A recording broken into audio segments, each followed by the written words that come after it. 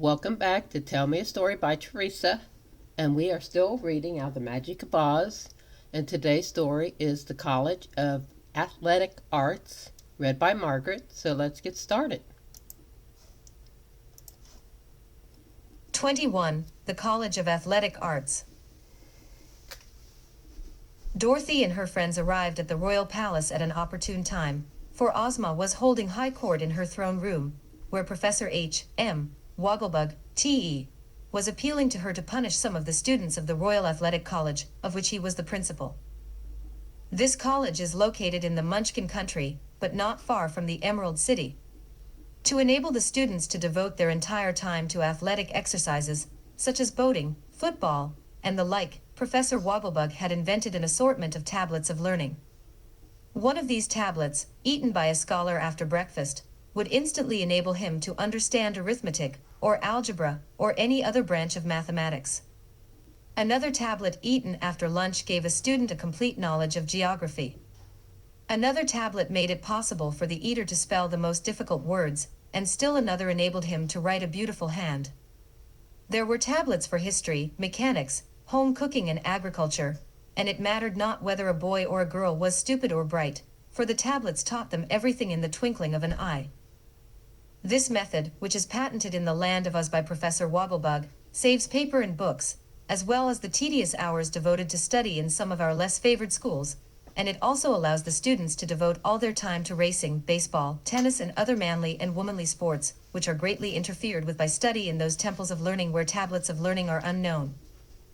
But it so happened that Professor Wogglebug, who had invented so much that he had acquired the habit, carelessly invented a square meal tablet, which was no bigger than your little fingernail but contained, in condensed form, the equal of a bowl of soup, a portion of fried fish, a roast, a salad and a dessert, all of which gave the same nourishment as a square meal.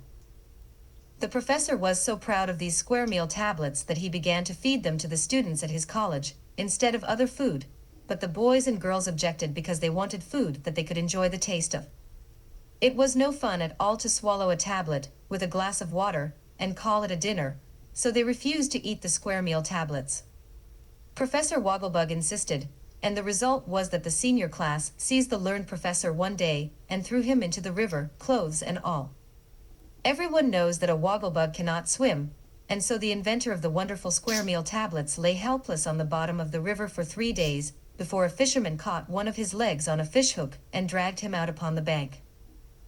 The learned professor was naturally indignant at such treatment, and so he brought the entire senior class to the Emerald City, and appealed to Ozma of Oz to punish them for their rebellion.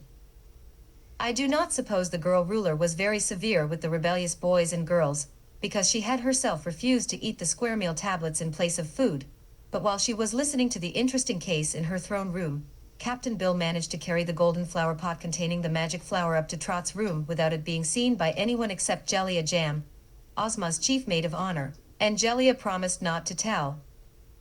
Also the wizard was able to carry the cage of monkeys up to one of the top towers of the palace, where he had a room of his own, to which no one came unless invited. So Trot and Dorothy and Captain Bill and the wizard were all delighted at the successful end of their adventure. The Cowardly Lion and the Hungry Tiger went to the marble stables behind the royal palace, where they lived while at home, and they too kept the secret, even refusing to tell the Wooden Sawhorse, and Hank the Mule, and the Yellow Hen, and the Pink Kitten where they had been. Trot watered the magic flower every day, and allowed no one in her room to see the beautiful blossoms except her friends, Betsy Bobbin and Dorothy. The wonderful plant did not seem to lose any of its magic by being removed from its island, and Trot was sure that Ozma would prize it as one of her most delightful treasures. Up in his tower the little Wizard of Oz began training his 12 tiny monkeys, and the little creatures were so intelligent that they learned every trick the wizard tried to teach them. The wizard treated them with great kindness and gentleness and gave them the food that monkeys love best, so they promised to do their best on the great occasion of Ozma's birthday. So I hope you enjoyed this story, and if you did, come back tomorrow and we will have another story. So until then, bye.